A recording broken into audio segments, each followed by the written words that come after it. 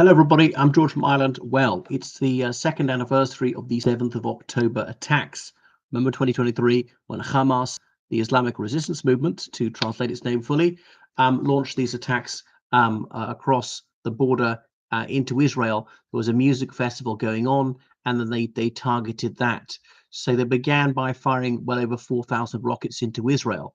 Now, how do they do this? I mean, Israel had a reasonable relationship with Qatar, a Gulf Arab country, a Sunni Muslim country, Qatar being the main funder of the Hamas administration that was elected to govern Gaza in 2006. Hamas not allowed any elections since. Why did Israel permit that? I can guarantee it's not out of moral decency. I think is part of the calculation is if we give them something to live for, maybe they'll accept peace. And okay, so life in Gaza was not even that bad. It was bad, but not horrific. Right before 2023, there've been times I remember it was far back as the year 2002, seeing news reports about malnutrition in Gazan children, because of course all but one of the border crossings into Gaza were controlled by Israel, the other one by Egypt. Its territorial waters, its airspace controlled by the Israelis. So all access to Gaza and egress therefrom was controlled by the illegally occupying power, even though the Israeli troops weren't there as such. They had a stranglehold on it. So they used various dual-use items to manufacture these rockets. They briefly overwhelmed Israel's Iron Dome system. The Hamas fighters, they burst into Israel, and sometimes with gliders to get over the border fence. They even stormed some very lightly held Israeli military bases. They briefly captured a tank. So they killed lots of military personnel. They deliberately killed a lot of civilians, native civilians. So if you purposefully kill civilians when it's not accidental and part of a legitimate military attack, that is murder. So there was terrorism there. Okay, so over 21 communities were attacked. Yeah, so a lot of people were killed. About 1,200 people were killed, majority of them civilians, some military personnel. About 241 people were taken hostage. Not all of them were Israelis. Some were like Thais who were guest workers in Israel. So, yeah, over 6,000 Hamas militants entered the country, entered Israel. About 1,600 of them were killed. About 149 were injured. But the thing is, this did not come as a bolt from the blue. The Israelis are there, watchtowers, observing Gaza, had noticed some very unusual activity. Are they training for something? Especially female soldiers had reported this back. It'd been pooh-poohed, had been dismissed. Soldiers were told just to take no notice and not to bother reporting these things. Now, Netanyahu said it was Israel's 9/11. As in they were going to just flagrantly break international law and indeed their own law in response to this. But it was the biggest attack on Israel. It was a major humiliation. It was a defeat. But the thing is, did the Netanyahu administration want this to happen? Because remember how unpopular Netanyahu was at the time, the huge protests about his attempt to reduce the remit of the Supreme Court. People say he was trying to establish an elective dictatorship.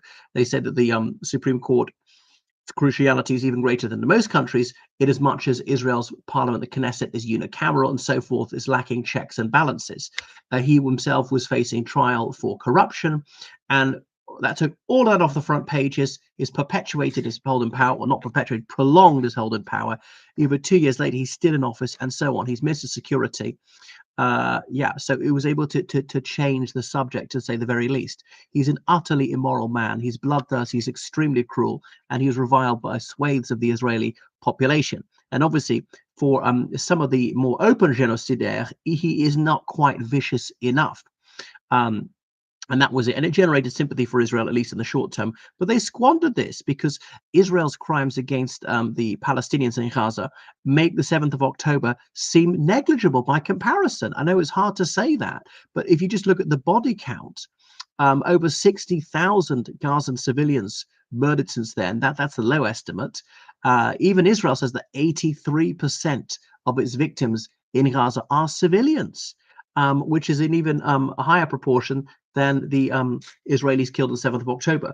The thing is, Hamas can say, oh, human shields, it's like Israel does. Well, there's one Israeli soldier off duty. He or she is among a crowd of civilians, so we'll just shoot them all. And most Israeli men under 50 are military reservists, so kill him because he might be a military reservist, he might not be, we're not taking the chance, and so on, whether he's holding a gun or not. So all these people are taken hostage, and obviously there are thousands of Palestinian hostages held by Israel for years. Over 400 of them are children, held in inhumane conditions, fed starvation rations. There's so much cruelty, so much suffering. So Israel prides itself on Mossad. Issa the Little, he said that Israel would win by intelligence. Israel, the founder of Mossad, as in the Institute for Special Tasks, Mossad being Israel's external intelligence agency, Shin Bet, their intelligence agency. They're often fluent Arabic speakers. Often they're Israelis descended from people who came from Jewry in Araby, as in Morocco or Yemen or wherever. Goodness. So that's it. It's terrible. And this cycle of bloodletting continues. It's just heartbreaking. The monstrous crimes committed all the time, and people are enraged. So, but if this was me, if it was someone I loved who was murdered like that, who was kidnapped, who was raped, who was tortured, would I just see red? My blood would boil. And I say, I mean, I don't know which individual did it. Even though I do, might not find him. He might be dead already. But I knew which side did it, so I'm going to make them pay back. I remember playing rugger, being accidentally hit by someone else and being hurt. And for a moment, I felt a flash of anger and I wanted to hit someone. Now, I didn't. I calmed down and I controlled it. But obviously, when it comes to a war on this scale, the anger is just so much greater. It's just uncontrollable.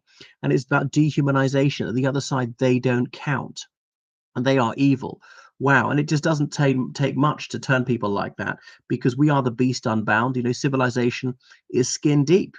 And that's why international law, humanitarian law is so important. Military discipline, to not do what you want to not lash out, to not commit acts of violence when it's not part of some proper military attack. And I know it's easy for me to say because I'm not in the situation.